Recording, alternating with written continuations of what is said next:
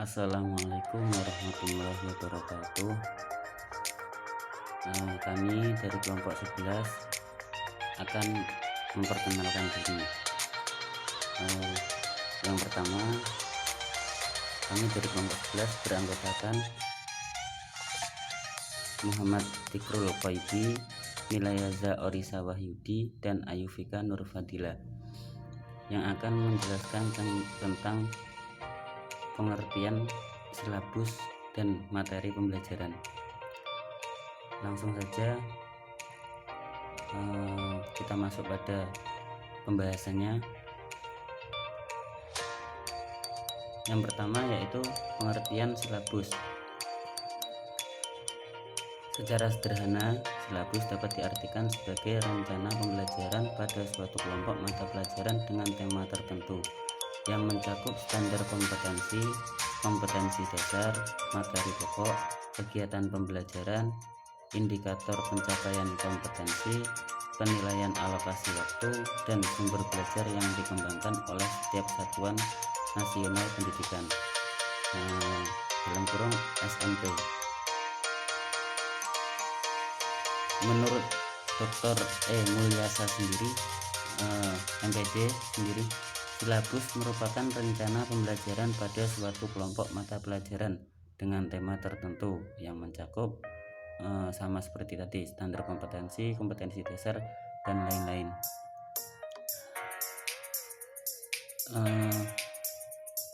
Silabus merupakan kerangka inti dari setiap kurikulum yang sedikitnya memuat 3 komponen utama, yaitu kompetensi yang akan ditanamkan kepada peserta didik melalui suatu kegiatan pembelajaran. Yang kedua, kegiatan yang harus dilakukan untuk menanamkan atau membentuk kompetensi tersebut. Dan yang ketiga, upaya yang harus dilakukan untuk mengetahui bahwa kompetensi tersebut sudah dimiliki peserta didik. Silabus merupakan penjabaran lebih rinci dari standar kompetensi dan kompetensi dasar atau SKKD yang minimal memuat kompetensi dasar, materi standar, dan hasil belajar yang harus dimiliki oleh peserta didik sehubungan dengan suatu mata pelajaran. Yang selanjutnya yaitu landasan pengembangan silabus.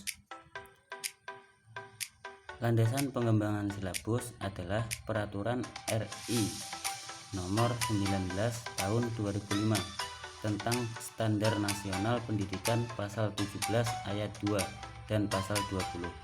Adapun yang mengembangkan atau menyusun silabus adalah guru kelas atau mata pelajaran, maksudnya guru kelas atau guru mata pelajaran. Yang kedua, kelompok guru kelas atau guru mata pelajaran. Yang ketiga, kelompok kerja guru dalam kurung TKG atau MGMP, dan yang terakhir dinas pendidikan. Dalam penyusunan silabus dilaksanakan bersama-sama oleh guru, baik itu guru kelas ataupun guru mata pelajaran. Kelompok guru kelas ataupun mata pelajaran atau kelompok kerja guru pada tingkat satuan pendidikan untuk satu sekolah atau kelompok sekolah dengan tetap memperhatikan karakteristik masing-masing sekolah. Kompetensi yang dikembangkan harus mampu membekali peserta didik untuk menjalani kehidupan yang penuh dengan berbagai macam tantangan dan permasalahan yang semakin rumit dan kompleks, terutama dalam memasuki era globalisasi yang tidak pasti. Kompetensi-kompetensi yang ingin dicapai oleh suatu sekolah perlu digambarkan secara jelas dan tertulis, baik yang menyangkut kemampuan untuk belajar mengetahui, kemampuan untuk belajar melakukan, kemampuan untuk belajar hidup dalam kebersamaan, kemampuan untuk belajar menjadi diri sendiri, dan kemampuan untuk belajar seumur hidup. Dari hasil analisis yang telah dilakukan tadi, kita dapat merumuskan kompetensi dan tujuan pendidikan dalam setiap mata pelajaran. Setiap mata pelajaran harus dirumuskan dengan jelas agar peserta didik mengetahui apa yang harus mereka pelajari. Berdasarkan kompetensi dan tujuan yang akan dicapai, dikembangkan alat evaluasi untuk mengukur ketercapaian tujuan sesuai dengan kompetensi yang telah ditetapkan. Yang ketiga yaitu prinsip dasar silabus. Ada beberapa prinsip yang mendasari pengembangan silabus, antara lain yaitu pertama relevansi, kedua fleksibilitas, ketiga kontinuitas, keempat efektivitas, kelima efisiensi, keenam konsisten, ketujuh memadai, kedelapan menyeluruh. 1. Relevansi mengandung arti bahwa cakupan, kedalaman, tingkat kesulitan, serta urutan penyajian materi dan kompetensi dasar dalam silabus sesuai dengan karakteristik peserta didik, baik kemampuan spiritual, intelektual, sosial, emosional maupun pengembangan fisik. Yang kedua, fleksibilitas, yaitu fleksibilitas dalam pengembangan silabus dapat mengkomodasi keragaman peserta didik, pendidik, serta dinamika perubahan yang terjadi di sekolah dan tuntutan masyarakat. Yang ketiga, kontinuitas. Kontinuitas dalam pengembangan silabus mengandung arti bahwa setiap program pembelajaran yang dikemas dalam silabus memiliki keterkaitan satu sama lain dalam membentuk kompetensi dan kepribadian peserta didik. Yang keempat, efektivitas. Efektivitas berkaitan dengan keterlaksanaannya dalam pembelajaran dan tingkat pembentukan kompetensinya sesuai dengan standar kompetensi dan kompetensi dasar dalam standar isi. Yang kelima, efisiensi. Efisiensi ini berkaitan dengan upaya untuk menghemat penggunaan dana, daya, dan waktu tanpa mengurangi hasil atau kompetensi dasar yang telah ditetapkan. Dan yang keenam, konsisten.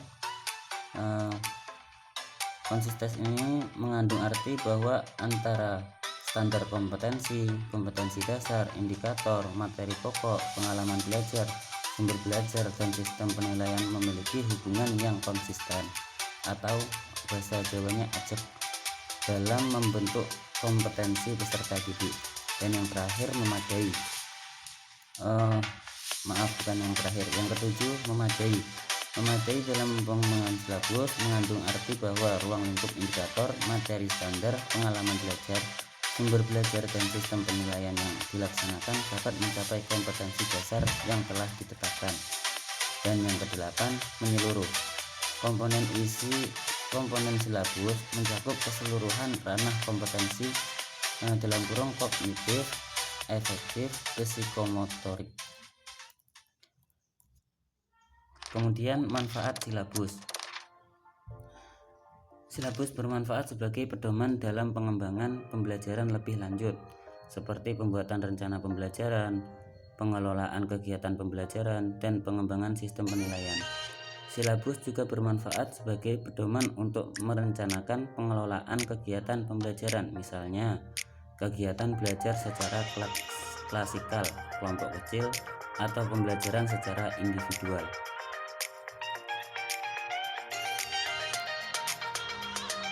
Yang selanjutnya, langkah-langkah pengembangan silabus. 1. Mengkaji standar kompetensi dan kompetensi dasar. Yang harus diperhatikan dalam mengkaji standar kompetensi dan kompetensi dasar yaitu yang pertama, urutan berdasarkan hierarki konsep disiplin ilmu dan atau tingkat kesulitan materi tidak harus selalu sesuai dengan urutan yang ada di SI dalam tingkat. Yang harus diperhatikan lagi, keterkaitan antara SK dan KD dalam mata pelajaran, kemudian keterkaitan antara KD pada mata pelajaran, kemudian keterkaitan antara SK dan KD antar mata pelajaran. Langkah yang kedua, mengidentifikasi materi pembelajaran. Perlu adanya pertimbangan, yaitu potensi peserta didik itu perlu dipertimbangkan, karakteristik materi pelajaran, mata pelajaran, relevansi dengan karakteristik daerah, tingkat perkembangan fisik, intelektual, emosional, sosial, dan spiritual peserta didik, kebermanfaatan bagi peserta didik, struktur keilmuan, aktualitas, kedalaman, dan keluasan materi pembelajaran, relevansi dengan kebutuhan peserta didik dan tuntutan lingkungan, alokasi waktu. Itu yang perlu dipertimbangkan. Yang ketiga, langkah ketiga, melakukan pemetaan kompetensi. Yang A, mengidentifikasi SK, KD, dan materi pembelajaran. B, mengelompokkan SK, KD, dan materi pembelajaran. C, menyusun SK, KD sesuai dengan keterkaitan. Yang keempat, mengembangkan kegiatan pembelajaran. Kegiatan pembelajaran dirancang untuk memberikan pengalaman belajar yang melibatkan proses mental dan fisik melalui interaksi antar peserta didik dengan guru, lingkungan, dan sumber belajar lainnya dalam rangka pencapaian KD. Hal-hal yang perlu diperhatikan dalam mengembangkan kegiatan pembelajaran adalah A, disusun untuk memberikan bantuan kepada peserta didik, kepada para pendidik, agar dapat melaksanakan proses pembelajaran secara profesional. Yang selanjutnya, yang harus diperhatikan selanjutnya, B, kegiatan pembelajaran memuat rangkaian kegiatan yang harus dilakukan oleh peserta didik secara berurutan untuk mencapai KD. C, penentuan urutan kegiatan pembelajaran harus sesuai dengan hierarki konsep materi pembelajaran. Yang D, rumusan pernyataan dalam kegiatan pembelajaran minimal mengandung 2 unsur penciri yang mencerminkan pengelolaan pengalaman belajar peserta didik, yaitu kegiatan peserta didik dan materi. Langkah yang kelima, merumuskan indikator pencapaian kompetensi.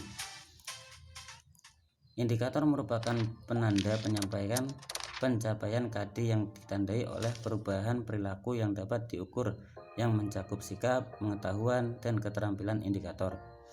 Dikembangkan sesuai dengan karakteristik peserta didik, mata pelajaran, satuan pendidikan, potensi daerah, dan dirumuskan dalam kata kerja operasional yang terukur dan atau dapat diobservasi. Langkah yang keenam, penentuan jenis penilaian. Hal-hal yang perlu diperhatikan dalam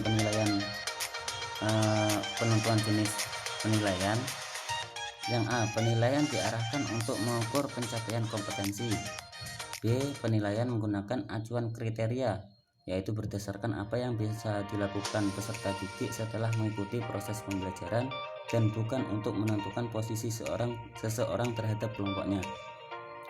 C, sistem yang direncanakan adalah sistem penilaian yang berkelanjutan. Hasil penilaian dianalisis untuk menentukan tindak lanjut. D, sistem penilaian harus disesuaikan dengan pengalaman belajar yang ditempuh dalam proses pembelajaran. Langkah yang ketujuh, menentukan alokasi waktu.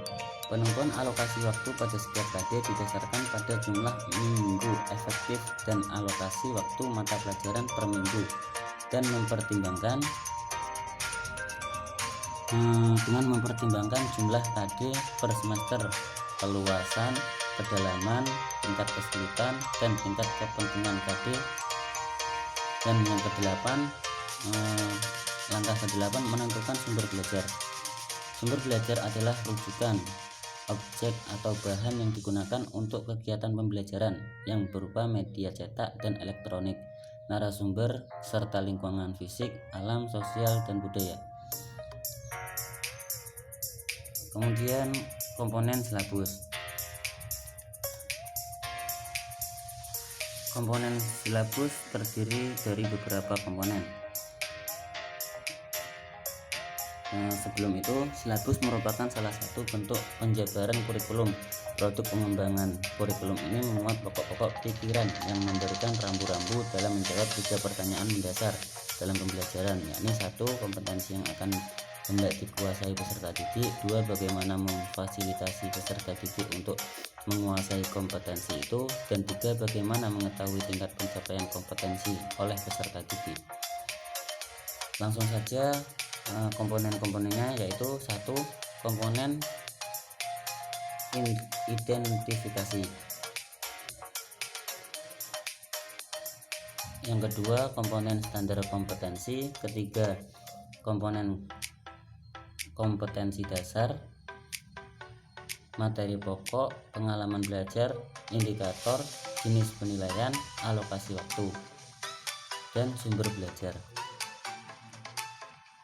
Yang ketujuh, hakikat materi pembelajaran. Materi pembelajaran dapat dibedakan menjadi pengetahuan, keterampilan, dan sikap. Pengetahuan menunjukkan pada informasi yang disimpan dalam pikiran siswa. Dengan demikian, pengetahuan berhubungan dengan informasi yang harus dihafal dan dikuasai oleh siswa, sehingga manakala diperlukan siswa dalam mengungkapkan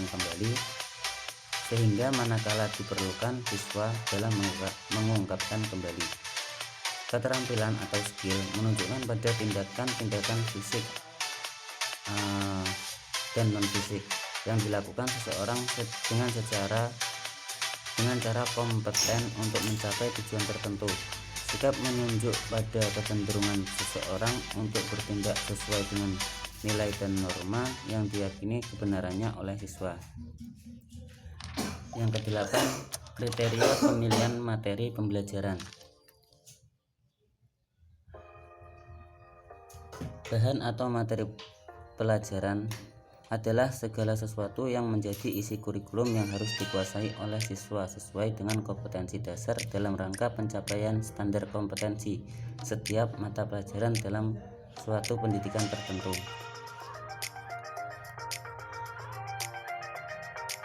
Merrill membedakan isi materi pelajaran menjadi 4, yaitu fakta, konsep, prosedur, dan prinsip. Fakta adalah sifat dari suatu gejala, peristiwa, benda yang wujudnya dapat ditangkap oleh panca indera. Fakta merupakan pengetahuan yang berhubungan dengan data-data spesifik, baik yang telah mampu, yang sedang terjadi, yang dapat diuji atau diobservasi. Ibu kota adalah Jakarta merupakan suatu fakta karena memang pada kenyataannya demikian. Demikian juga halnya dengan manusia berjalan dengan kakinya merupakan suatu fakta yang dapat dirasakan dan dapat diindra. Fakta merupakan materi pelajaran yang paling sederhana karena materi ini sifatnya hanya mengingat hal yang spesifik. Yang kesembilan, sumber materi pembelajaran.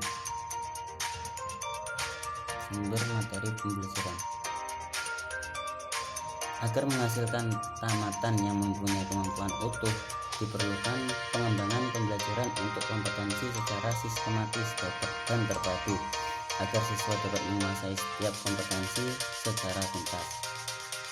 Istilah sumber belajar, orang juga banyak yang telah memanfaatkan sumber belajar, namun umumnya yang diketahui hanya perpustakaan dan buku sebagai sumber belajar, padahal secara tidak terasa apa yang mereka gunakan, orang dan benda tertentu adalah termasuk sumber belajar.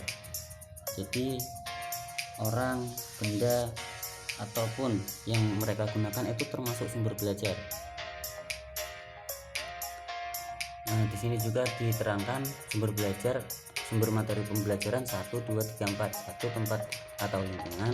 2, orang atau narasumber. 3, objek. 4, bahan cetak dan non cetak.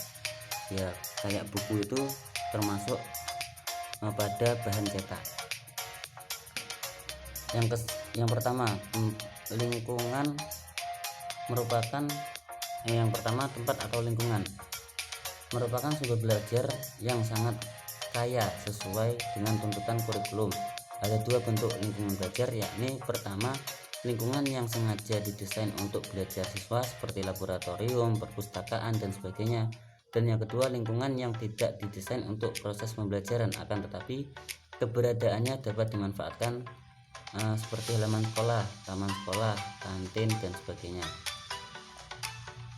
Kedua bentuk lingkungan ini dapat dimanfaatkan oleh setiap guru karena memang selain memiliki informasi yang sangat kaya untuk mempelajari sistem pelajaran, juga dapat secara langsung dijadikan tempat belajar oleh setiap siswa.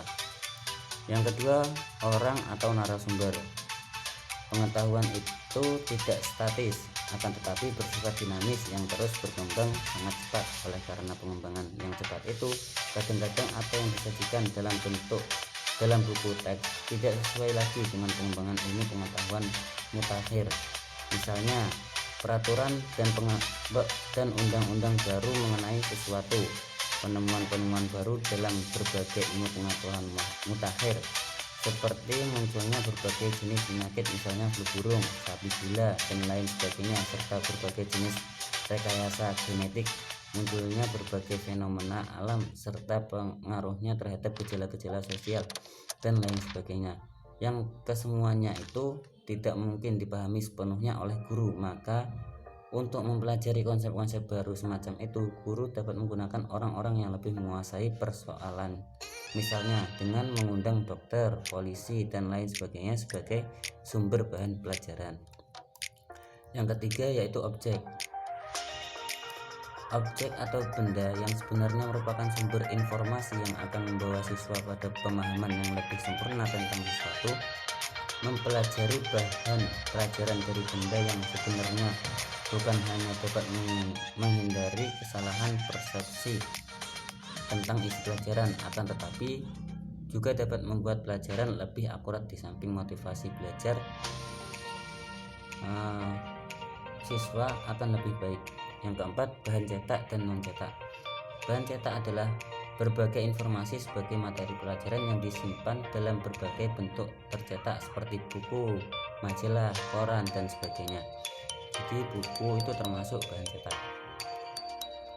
Sedangkan bahan belajar non cetak yaitu informasi sebagai materi pelajaran yang disimpan dalam berbagai bentuk alat komunikasi elektronik, misalkan kaset, video, komputer, dan lain sebagainya.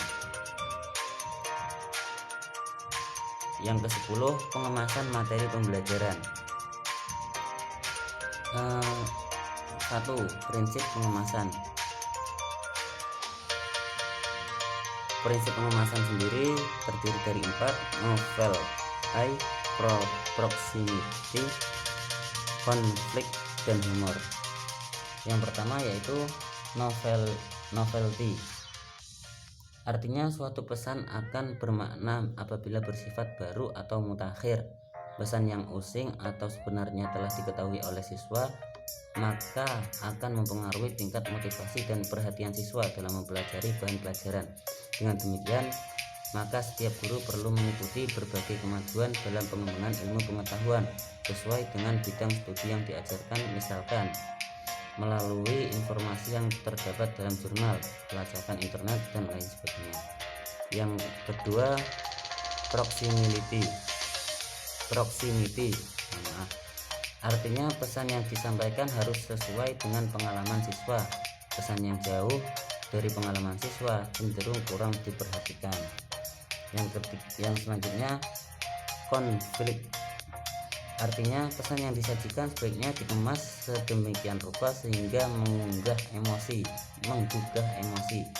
Memang hal ini tidaklah mudah sebab tidak semua materi pengajaran bisa dikemas seperti itu.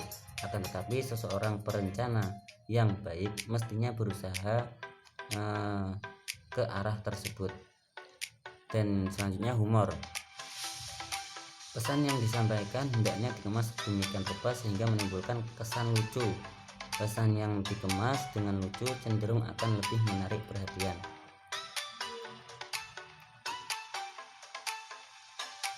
Yang B, bentuk-bentuk pengemasan.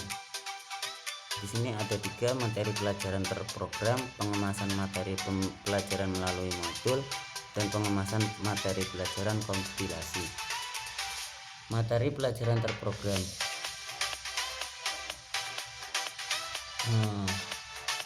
Terdapat beberapa ciri dari materi terprogram. 1. Materi pelajaran disajikan dalam bentuk unit atau bagian terkecil. Jadi dari seluruh materi pelajaran yang harus dikuasai, materi itu dibagi dalam bagian-bagian terkecil. Siswa mempelajari bagian tersebut secara bertahap dari mulai bagian awal sampai bagian akhir. Jadi yang kedua, menuntut aktivitas siswa. Artinya dalam mempelajari materi pelajaran, siswa tidak mengandalkan orang lain, akan tetapi terlibat dalam proses belajar itu sendiri. Yang ketiga, mengetahui dengan segera setiap selesai mempelajari materi pelajaran. Artinya dalam pengemasan materi terprogram, siswa-siswa dapat segera mengetahui keberhasilannya. Oleh sebab itu, setelah mempelajari bagian tertentu diberikan item tes yang berfungsi sebagai kontrol terhadap pemahaman materi yang telah disampaikan, atau bisa dikatakan pengujian. Setelah dikasih materi terus diuji, istilah Jawanya dibedai. Kedua, pengemasan materi pelajaran melalui modul. Dalam sebuah modul minimal berisi tentang satu, tujuan yang harus dicapai, kemudian petunjuk penggunaan, kemudian kegiatan belajar, rangkuman materi, tugas dan latihan, sumber bacaan, item-item teks, item-item tes, kriteria keberhasilan, dan kunci jawaban. Dan yang terakhir, pengemasan materi pelajaran kompilasi. Agar materi pelajaran dapat disajikan secara sistematis, maka penyusunannya dapat mempertimbangkan hal-hal sebagai berikut. 1. Tentukan tujuan yang harus dicapai oleh pengemasan materi pelajaran melalui sistem kompilasi. Kedua, kemukakan secara ringkas tentang bahan-bahan yang dikompilasikan. Ketiga, jelaskan petunjuk-petunjuk dalam mempelajari bahan kompilasi. Keempat, buatlah alat tes untuk mengukur keberhasilan siswa dalam mempelajari kompilasi.